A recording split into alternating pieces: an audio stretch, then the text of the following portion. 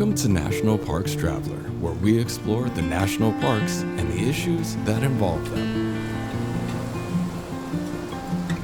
Have you ever been to Mammoth Cave National Park? It's really not that impressive, is it? Sure, it's more than 425 miles long, but only about 10 miles are open to the public. This is Kurt Repenchek, your host at the National Parks Traveler. I've been to Mammoth Cave, and it is indeed a big, dark hole in the ground. And apparently there are a fair number of listeners out there who's been to the national park in Kentucky who are not impressed with the cave and its underground artworks created by dripstones, stalactites, and stalagmites. In fact, a recent survey ranked Mammoth Cave as the third most disappointing destination in America. Really? To get the park's response, we're joined today by Molly Schroer, the park's management analyst. We'll be back in a minute with Molly. Acadia National Park is one of the 10 most popular national parks in the United States. It is also one of the smallest and most vulnerable. That's why Friends of Acadia exists. Friends of Acadia is an independent organization of passionate people inspiring those who love this magnificent park to make a real and lasting difference for Acadia. You can make a difference too at friendsofacadia.org. The Blue Ridge Parkway Foundation is the primary nonprofit fundraising partner for the Blue Ridge Parkway. It is made up of people who have a deep love for this majestic road and want to ensure that its natural beauty and the experiences it offers endure for generations to come. Show your appreciation at brpfoundation.org. Smokey's Life, full of stunning photography and thought-provoking reads, Smokey's Life Journal is a biannual magazine produced by Smokey's Life, formerly the Great Smoky Mountains Association. Members receive it free of charge each spring and fall, and it is available for purchase in retail stores throughout Great Smoky Mountains National Park and online at smokieslife.org. Listener and reader support make the National Parks Traveler possible every day of the year. If you enjoy the Traveler's content, please consider a donation at nationalparkstraveler.org.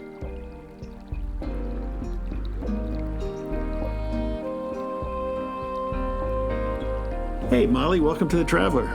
Hi, thank you for having me. So, what's the deal with Mammoth Cave and its tourist destination friendliness? It just seems that not too many people like it. Well, I don't know if I would agree with that study or with what that finding was and the science behind it.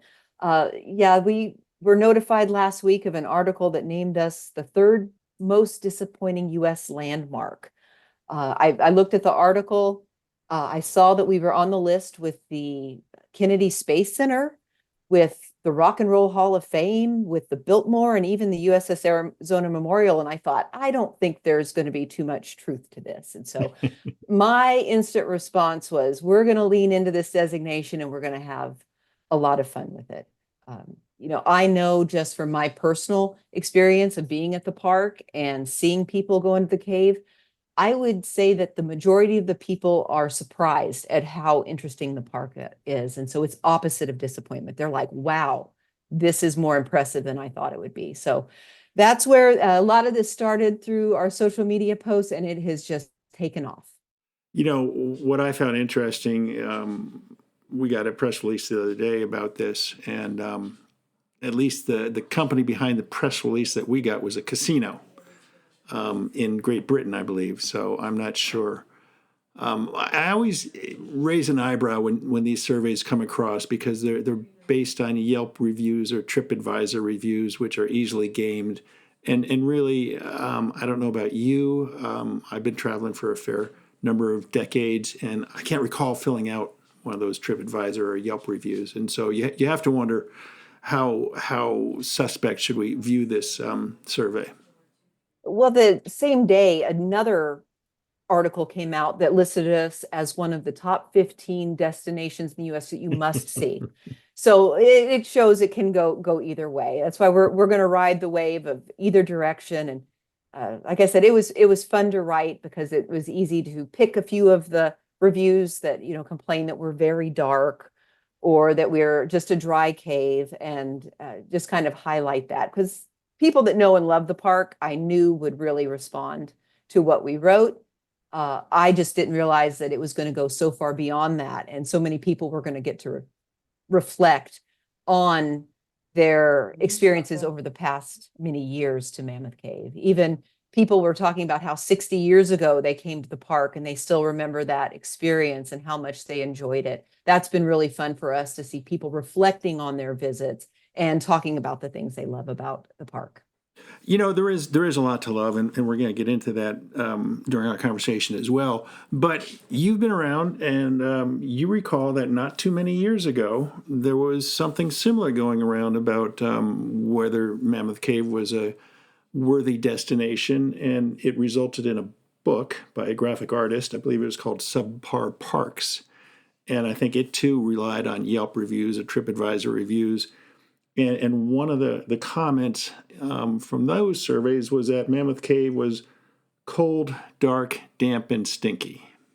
It can be cold, 50 some degrees, I think is the average temperature underground. It is dark, especially when you turn the lights off. Damp, yeah, absolutely. There's a lot of water running through the cave. It's karst limestone, and that's how the cave got there. Stinky doesn't ring a bell with me. I don't recall it being stinky. There is a smell when you go in the Mammoth Cave. I don't think it is stinky, but I've actually asked our scientists, and it is some bacteria that is in cave environments that when you get in, there is a specific smell of Mammoth Cave. My first Park Service job was at Mammoth Cave. I was a tour guide way back in the day. And then I went around to many different parks across the country. I've had a great opportunity. I love all the parks I've worked at. But when I came back to Mammoth Cave to work just within the last 6 years or so, I went in the cave, the exact same smell. It was just like a memory that is there. So I cannot say that we are not a stinky cave. It does have a smell. I don't find it bad. Most people find it just as a cave smell. Yeah, there you go. I was there back in the late 90s. I was working on a book, bestseller, I'm sure, The Dummy's Guide to National Parks. Was not a bestseller, unfortunately, but it was interesting, and it got me out to a number of parks. And one of your predecessors there, bless her heart, she got me on a wild cave tour. And that is the most fascinating experience, one of the most fascinating experience I've had in the national park system. I mean, crawling around on my hands and knees. I had knee pads on, I had a helmet on, I had a headlamp on. There was a tour guide, of course, and I think there was only about 10 or 12 of us. And, we spent several hours underground going around and got to see the river Styx and some other fascinating places. And I remember when I got out, I asked him, can you show us where in the cave we were? Where did we go? And it was really, we went in circles. Oh, yes. Yeah, that's kind of the beauty of the wild cave is there's a set route, but there's also variations. So you can go on that tour every year, and each time you can go through different passages. In fact, we have people that have come down every year for that tour, a group of people, and each time they say, can we go somewhere new? And the guide's able to take them to different places. It's a very popular, very fun tour, extreme.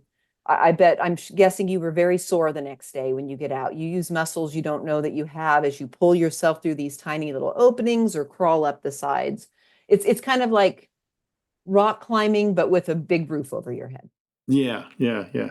No, fortunately, I was much younger than I am today, and I didn't feel it too much. I was just struck by the beauty and the exploration aspect of it, and it was fascinating. I mean, it's a side of the national park system that most visitors don't get to see or experience. Yeah, it's very adventurous. It does give you a little bit of an insight of the mapping of the cave and what it takes to get into some of the areas of Mammoth Cave. I mean, Mammoth Cave is named for the big, huge passageways, but with 426 plus miles, of course, we're going to have some smaller ones you have to go through and crawl through. So it does give a bit of a exploration feeling, a spot that you wouldn't just normally see on walking through the normal tour routes. Yeah, along with Mammoth Cave, I've been to Wind Cave National Park and Jewel Cave National Monument and gone into their passageways and just loved it. And And so I tried to convince those folks to let me go out with one of the survey crews to push new miles of those caves. And they said, well, we don't know. I mean, you have to be in really good shape and, this and that. And it's a number of days underground. And, your brain is always thinking younger than your body feels. I would still like to do it. But, you raise an interesting point. Mammoth Cave is the longest cave in the world, with some 426 plus miles mapped. And yet there's just about 10 miles of pathways that the public is accessing. Yeah, it's a little over 10 miles that you can get to, and you add up all the different tour routes together. But those are areas that have been historically toured. So these were what were some of the early routes in the 1800s when tours started in the cave. And those are what we tend to follow now. And that is for several reasons. One, those tour routes have somewhat been impacted. They already have a trail through them. There also is a concern with resource impacts. The more we have to put people in different parts of the cave, the more impacts it is to the cave itself, to the animals that live down in the cave. And so by keeping it to this historic tour routes that we've always done, it lessens those impacts. And also, if you were to get too much more beyond that, you're not going to see anything that's that new. And some of the areas to get to would require ropes, they would require rappelling, it would be squeezing through very tight places. So it's not feasible to open up too much more. Now, that being said, Sounds like we fun, are Molly. always, huh? Sounds like fun. I know it is, but Sign me up. There's a lot of liability in having into some of these places. I'll The sign a people waiver. that do these explorations to do those, they are specially cave or trained in rappelling and doing that kind of things. They go to areas that I can't believe that they go to. Caving people are special people. I think they're very adventurous. They're passionate. They do love caves. But the wonders that they come across are incredible. I mean, you say that, you won't see much different than what you see today. I don't know about that. I've seen some of the pictures from, I think, Wind Cave, where they get out there, miles and miles out there, and they find these huge lakes underground. I mean, that's got to be phenomenal. Yeah, that'd be amazing. I'm not saying they're not seeing, really amazing things beyond those sections, but I think for the tour routes and the majority of what we've got going, everyone's seeing what you can on our tour routes. And again, we don't want to impact the cave in too much. I know one of the complaints from those articles, one of the things was that it's 426 miles and we can only see 16 miles of them. And I thought, there's no way we can get somebody to see all 426 miles of cave. I don't think that is possible to do in one visit, even in tricky. 2 or 3 visits. Yeah, it'd be tricky. Now, as you mentioned, the cave's been open to tourism, I guess, since the late 19th century. Checking your history here, do you know how much? I mean, right now there's roughly 10 miles or so of trails open. Has it always been that going back to the 1800s, or did they have a smaller footprint that they traveled? Do you know? It was not smaller. So when the cave was first discovered in 1799-ish is when the first discovery or the first written record we have of the cave, they first began a saltpeter mining operation to create black gunpowder.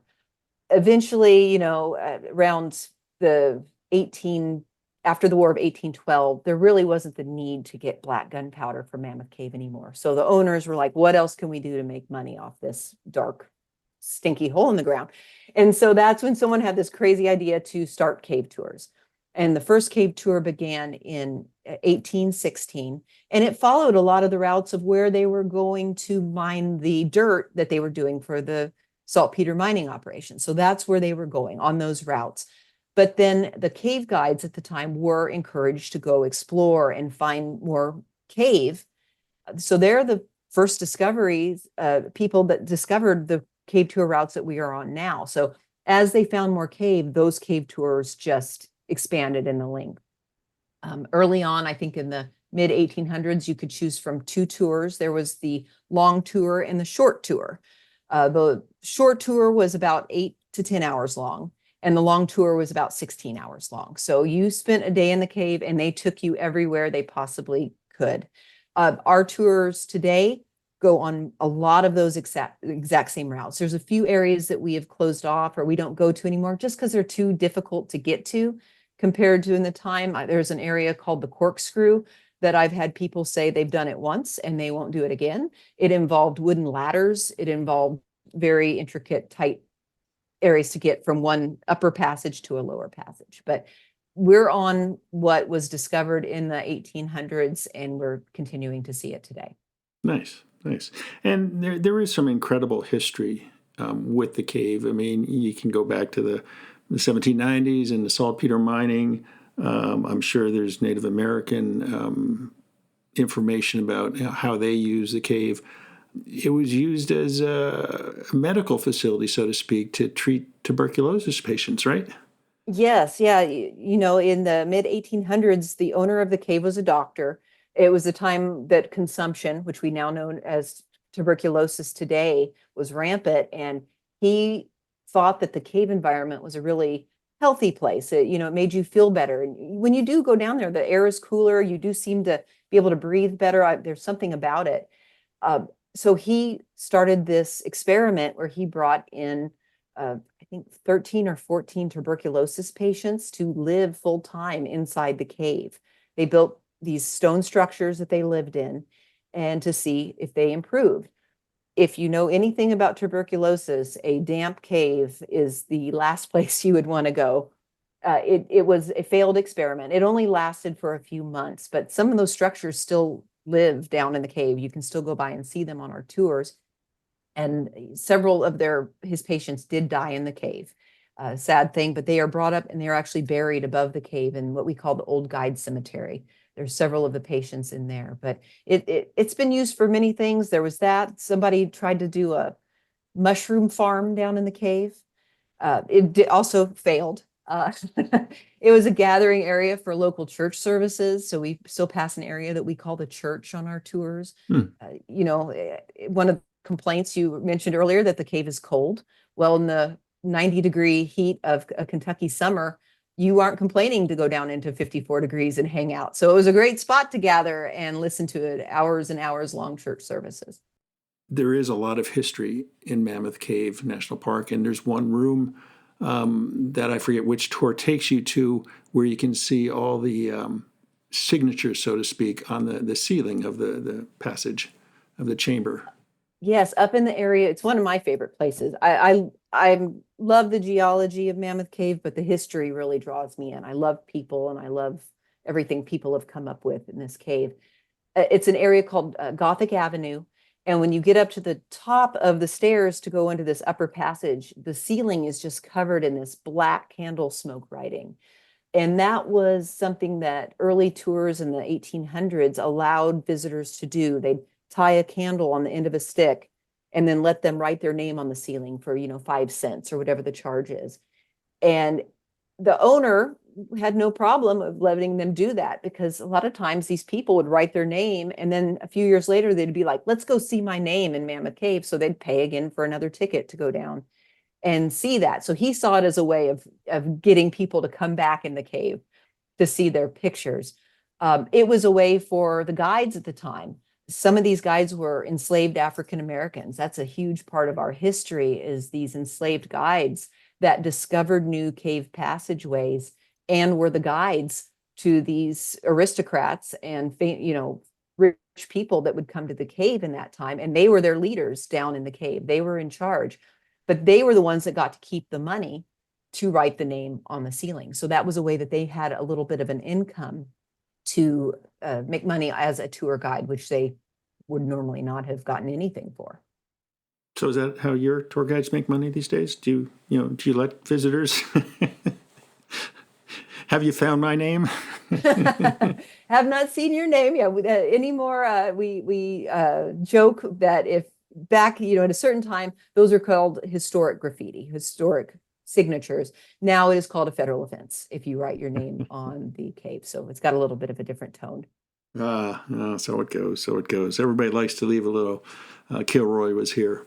I would say that just talking about those signatures, something that we have a study going on. There's a group out from Tennessee, a professor, and he has gone through and he's looking at the signatures throughout the cave and through this Gothic avenue. And he's identifying Civil War signatures and tracing those names back to who were these soldiers? Where did they come from? Why were they in the cave? Were they here on vacation? Were they traveling through? I say vacation, as on a break from their service. And it's been very interesting to find out what he's learning. Someone leaves their name, and our guides or these people that study them are like, well, let's find out who this is. What brought them to Mammoth Cave? What's their back history? So that's a thing we like to share on our tours also. They'll point out certain names and tell you, well, who is this person? Why did they come here? What is the benefit that they had to the world? What did they discover? Why are they traveling to this area? Yeah, no, that's fascinating. One of our writers, I think you met her, Kim Cobersmith, did a story for us on Cumberland Gap National Historical Park down in Virginia, Tennessee, and Kentucky. And there's a cave there, and there are a number of signatures from Civil War soldiers, both the North and the South, I believe. That'd be fascinating to learn what names are turning up in Mammoth Cave. Now, the people who describe Mammoth Cave as a miserable destination probably don't know everything that's available there. And by that, I mean, there are some fascinating underground passageways and tours and what you can experience. I mean, really, the dripstone and the stalagmites and the stalactites are just, nature's artwork at its finest. But on the top of the park, so to speak, on the surface, there's a lot of interesting things there, too. I mean, you've got some great hardwood forests with hiking trails and biking trails through them. And, we're coming up on the fall season, and most people are talking about the wonderful colors of Shenandoah or Great Smoky Mountains or Acadia National Park. I bet you Mammoth Cave National Park has some pretty good fall colors, no? Yes, we are a beautiful place to come in the fall. When you go back to the establishment of Mammoth Cave National Park and why it became a national park, one of the reasons was the amazing cave and karst environment. We didn't even know we were the longest cave in the world when they created the national park. They just knew it had great caves and karst. But the other reasons that it was set aside as a national park was to preserve the outstanding hardwood forests and the Green River Valley. So it was that surface area that was recognized as beautiful and contributing to our world. And so we still have that. Our park is currently just almost 53,000 acres. We have over 80 miles of trails in the park. Those are for hiking, for biking, for horseback riding. And then we have a national water trail, the Green and Nolan Rivers National Water Trail, that you can see the surface from, your canoe or kayak, which is a wonderful experience. And the fall is a great time because the temperatures have gotten a little cooler. Of course, the leaves are beautiful. It's the time of year that we have less bugs, less ticks that you might experience if you're out on our trails. So hiking in the fall is one of my favorite times to be in the park. I bet you it's not so humid either. The humidity drops, yes, and we still get these beautiful sunny days and these nice cool nights, which just help those leaves and their colors to change. So it's also a time where our visitation has dropped a little bit. For traditionally, we have been a summer park. July is our busiest time. June is the second busiest month, I believe. October is becoming busier just because fall breaks tend to bring people through here, but September, October, the first 2 weeks of October is our busiest, but then it does drop down. And the beauty of having those surface is there's something to do there when you don't want to go in the cave. We know caves are not for everybody. People are like, I'm claustrophobic, I don't want to go in. That's fine, but we have plenty of surface activities that you can do and also enjoy when you're here.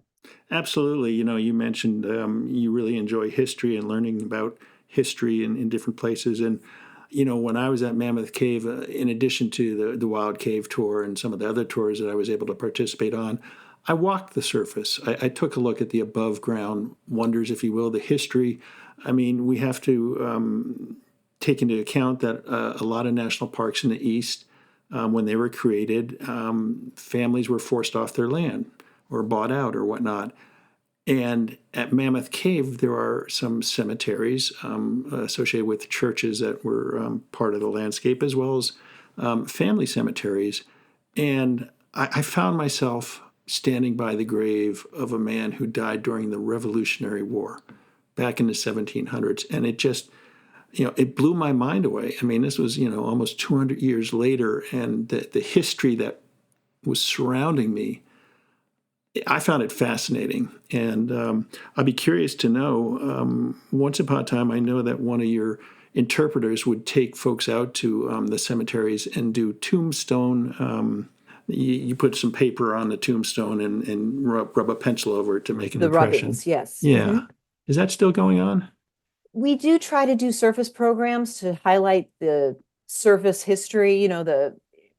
We were one of those parks where about 600 different families lived in what is now Mammoth Cave National Park.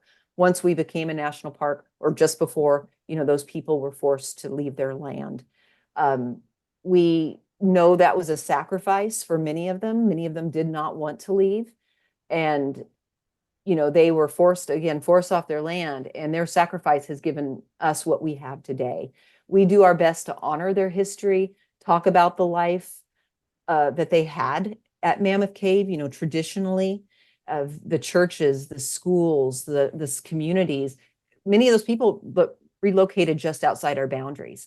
So we try to connect with our local communities, coordinate with them on tourism, on things they're very important to us. Our local communities are important, not only for the people coming in and our visitors, but also just that historic connection we have.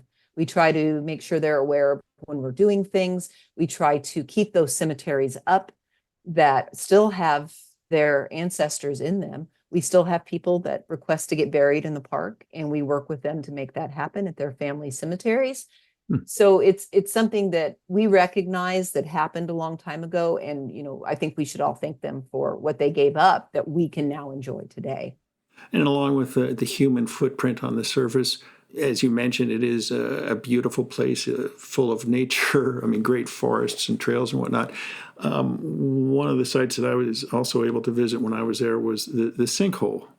I can't remember the formal name of it, but is it still there and still drawing people?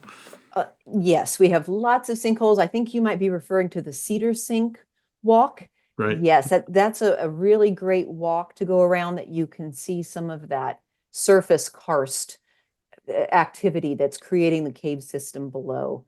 It's an area you walk around and you actually go down into a sinkhole. If we've had enough water, you can see water coming up out of the ground, moving across the surface and going right back down into the ground again, underwater, to form the cave system below. Here, everything that happens on the surface funnels under into Mammoth Cave. So it's important for us to protect our surface areas, because we know it's just going to get down into the cave system and eventually into the waterway, which goes out into the Green River, which is the water source for a lot of people. So water conservation is very important to us for many reasons, for protecting our health and our environment. Yeah. Now, one thing I didn't get to do when I was out there was very much hiking. Is there a pretty extensive hike trail system there that people can enjoy, not just for day hikes, but maybe, overnighters? Yes, our north side of our park is more what we call our backcountry hiking. And a lot of those trails are shared with horses. So it's a horse and pedestrian trails that people can go on. But it is over a huge part of the north side of our park. There's lots of trails you can go through there. There's backcountry camping that you can do if you want to get out for a longer adventure out into nature. And then something exciting that we have coming up, it'll be out later this year, is we're in the middle of a trails and river management plan that we're looking at our existing trail system to figure out how can we best maintain those trails.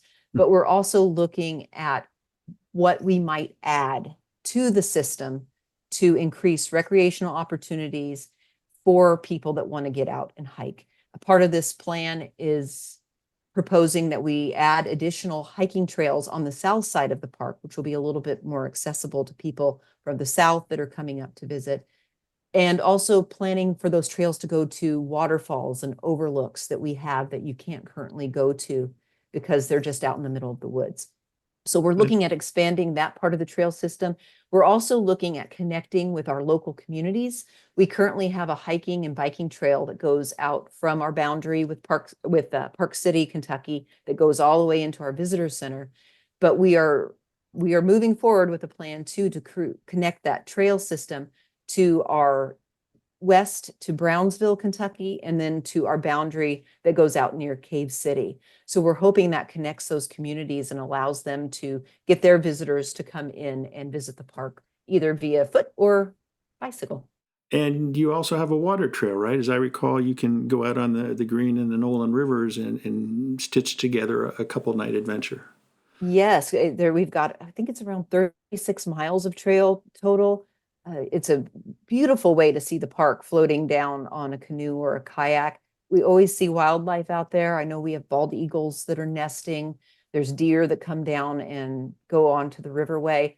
And the Green River is one of the most biologically diverse rivers in the country. The freshwater mussels that we have is just huge, the numbers that are there, with several of those being endangered. So they're very important to the ecosystem of indicating the health of the river. And we have a really great freshwater mussel population there.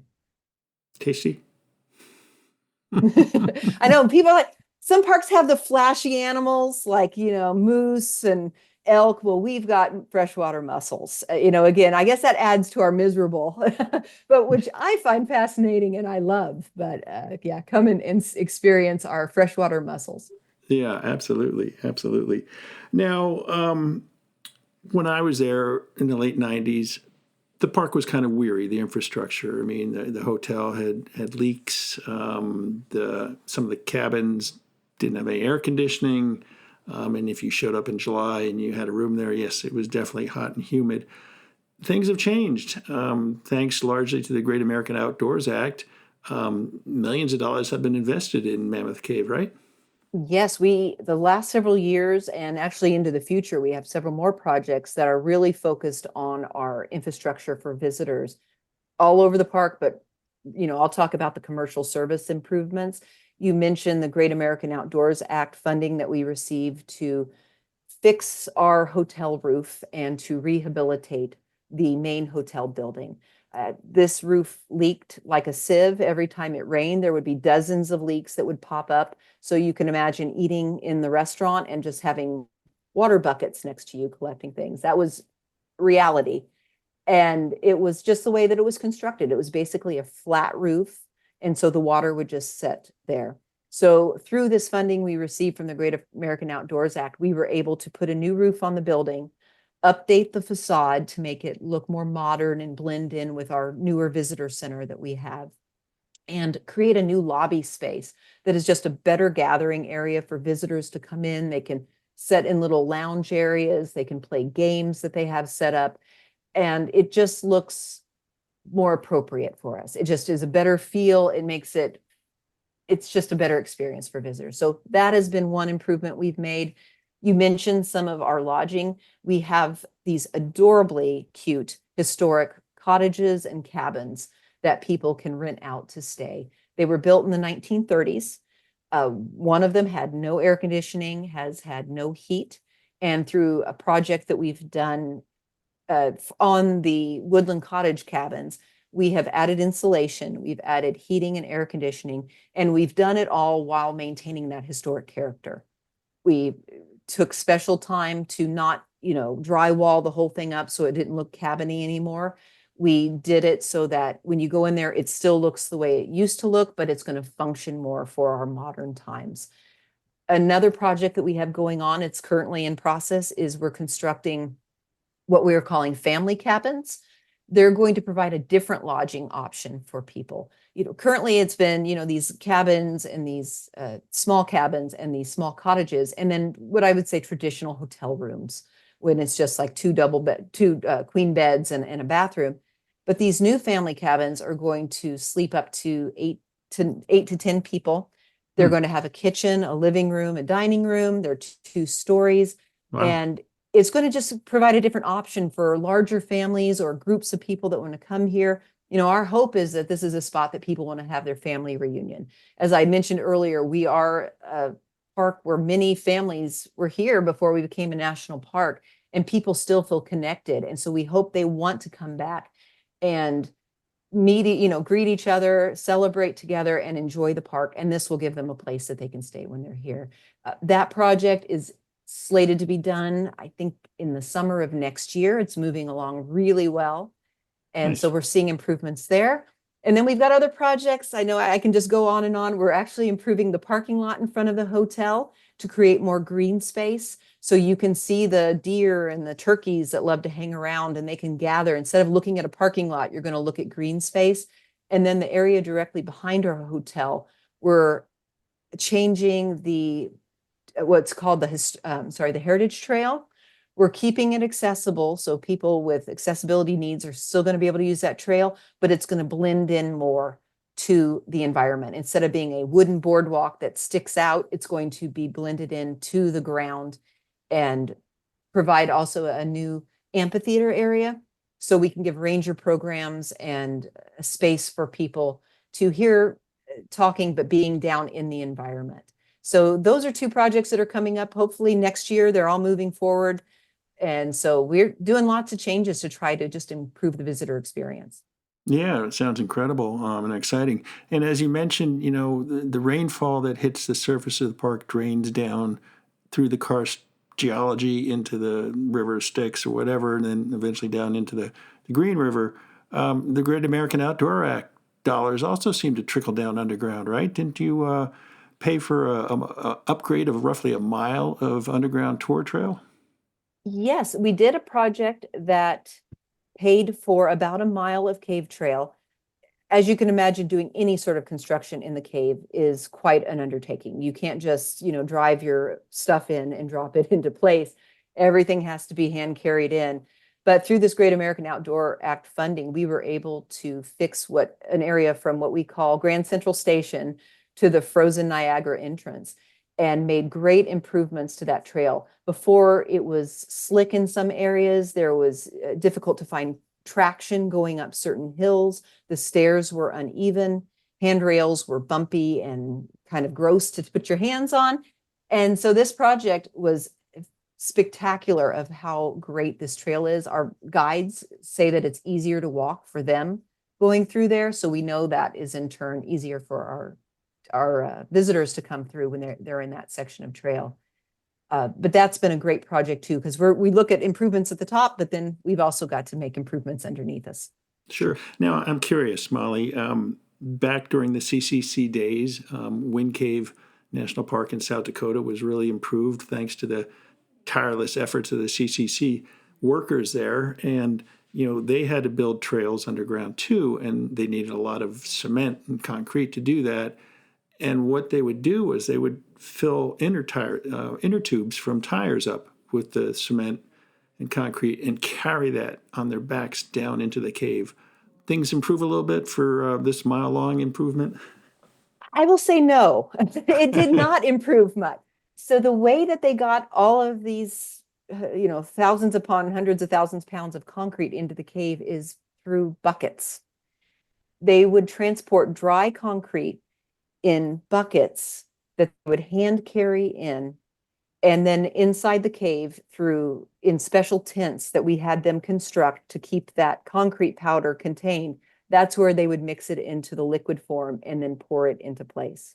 Wow. I don't have the number of buckets, but it was hundreds of thousands and millions of buckets hand carried in by these workers. How They many came up swimming with pool? some very creative ways of moving these buckets, though. Because there are some areas of the cave where it's not all big. There are some very small, narrow areas, and they would build a track out of PVC pipe and then put a cart on that track and be able to roll that bucket by hand down these very narrow corridors. And they would do it 2 to 3 buckets at a time Wow. for these Wow. long distances. But they would mix it in the cave. The group we worked with were spectacular at recognizing the need for resource protection, and they did everything they could to keep their impacts on the cave minimal. We had a great experience working with them, and you can see that in what the result is. They just came up with a really beautiful trail that is a big improvement for people that are going through that section of the cave. Yeah, boy, that must have been fascinating. I was going to ask how many Olympic swimming pools of concrete did they mix down there in their tents? I can probably get you those numbers. I know it was huge what they hauled in. And this was one section. We talked about 1 mile. We also had a project to do 2 miles just a couple years before. So total in the last 3 or 4 years, we have now rehabilitated about 3 miles of cave passageways. Wow, wow. That'd be a great story. You should, call your local national park journalist to come out and watch. Hey, they can come anytime. I know we have another one coming up in a few years, so you're welcome to come out and see that one too. Good deal, good deal. We're running out of time, but there are some other interesting aspects of Mammoth Cave that I'd like to talk about. You guys have a great collection of sharks. We do have a lot of sharks here, and people are confused at why we have sharks in the cave. But It is confusing. yes, it is. So, 250 plus million years, give or take, the area where Mammoth Cave is was a very shallow and warm sea. They describe it as that if you were at the Bahamas today, the nice warm water, it would be beautiful place to go scuba diving or snorkeling if it weren't for all the sharks. We have started a paleontological resources inventory, I believe in 2018 or 2019. And since that time, they have discovered 70 or more species of sharks within the Wow. walls of Mammoth Cave. Several of those are new to science species. They didn't know these sharks existed before, but they have been discovered here at Mammoth Cave. And what's amazing about this inventory, they're trying to wrap it up because they've been here for so many years, but we just keep finding more teeth, and they just have to keep coming in and finding out what these sharks are. So they're almost to the point they're like, stop finding sharks. We can't take anymore, but we can't help ourselves. We like to go in there and find things. Who knows what other marine life you'll find. Now, obviously, those people who said it wasn't a very good destination didn't visit when Yo-Yo Ma visited. No, that was a very special event that we did in 2023. We partnered with the Louisville Orchestra for a special musical performance down in a part of the cave. And with the Louisville Orchestra and their musical director, Teddy Abrams, came a partnership and a working with famed cellist Yo-Yo Ma. It was a spectacular event. We were so excited to be a part of it and be the location of this musical experience. And I just can't say enough about it. We had such a great time. It was unique, and we were so excited to bring him there and bring music like that into the cave. Music has been a part of Mammoth Cave from the beginning. We have stories of guides used to sing on the tours to show the beautiful reverberation of their voices and how great the acoustics are down there. There's stories down on the river level where people they would move the water so that it would create ripples. And as it would go through the darkness down the cave passageways, it would pop up against the walls and create a bell-like sound. That's So the River that Styx, is, right? yes, down at the River Styx area. So just this great amount of music. We do an annual event where we have a cave sing where people sing in the holidays. So partnering with them and bringing music back into the cave was a natural fit. And again, we were surprised that Yo-Yo was a part of it. We didn't know about it when we signed on to it. So that was something that Teddy kept to himself until we agreed to be a part of his vision. Yeah, that must have been fascinating. Now, we can't leave without talking about Park Service employees, because one of the main issues across the national park system is the lack of either housing or affordable housing or reasonable housing for Park Service employees to live in. Mammoth Cave has addressed some of that, right? Yes, we are on our way to addressing that. We have employee housing that has been in place, I want to say since the 1960s, but it is definitely seen its time. It is wearing down. We're doing our best to keep it up to date and keeping it so it's occupiable. But we recognized that several years ago that this was an issue, and we started a project for planning and for design of new employee housing that's going to be built in the park. We are in the process. It should be within the next year or so that we start the construction of this employee housing. It's going to create a better experience. Currently, it's a very small rooms that people have to share.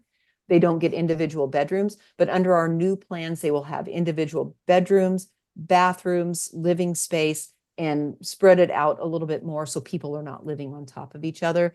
When we have a cave guide schedule like we have, people don't always work the same shift.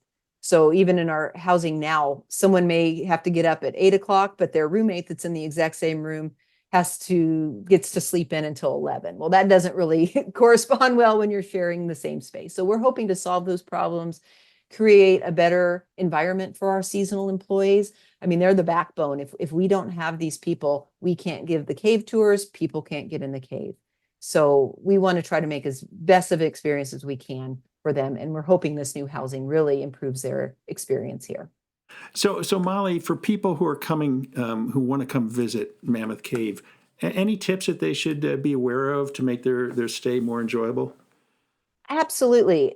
I think for our park and really for any national park, planning ahead is really going to make sure you have an enjoyable experience here. An example is our cave tours. We get very busy and our cave tours do sell out, especially during the summer and holiday weekends. But you can get on our website and you can read about all the different cave tour options that we have and also make your reservations in advance. And that is important because you can pick the cave tour that is going to be best for you, that you want to go on, and at the time that you want to go on it. It just helps your happiness when you come here and you know that you're going to get to see the part of the cave that you want to see and know what to expect. It's also a great way when you visit our website to see all the different recreation options there are in the park, what hiking trails there are, what the biking options are. And that's just going to make for the best visit that you can possibly have. Great. Now, as we talked, the wild cave tour is really fascinating, but it's probably not for everybody either because they don't like tight spots or don't like to crawl around. You've got some other fascinating tours that they might take advantage of. I mean, isn't there a lantern tour? Yes, we do have several different lantern tours that we offer. My favorite is personally the Violet City Lantern Tour. It's a 3-mile, 3-hour tour that goes through the big cave passageways, but it's completely by lantern light. So none of our electric lights come on. You get to see the cave kind of like they used to see it back in the 1800s. And electric lights are wonderful because you get to see the cave, but that lantern light only goes so far. So there's a lot left to your imagination. There's a lot of mystery in your mind on that tour. What's in that dark corner over there that I can't quite see? And it's a really wonderful tour. I enjoy that.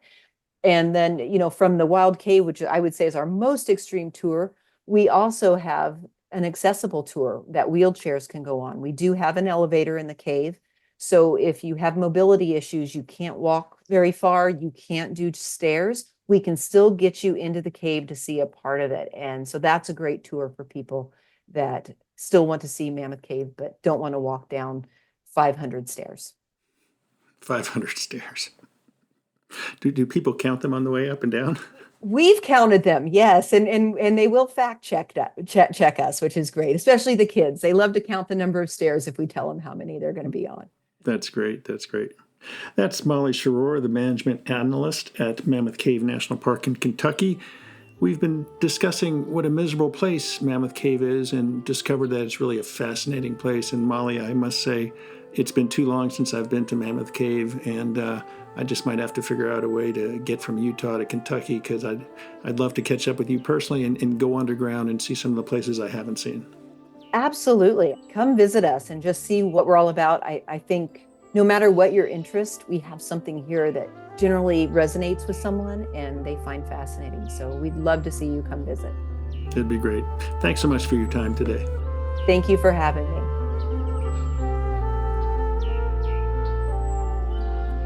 That's our show for this week. We hope you enjoyed it. And if you've been to Mammoth Cave National Park, we'd love to hear what you thought of the park. Please leave your thoughts on The Traveler under this podcast. For The Traveler, this is Kurt Repenchek. See you in the parks.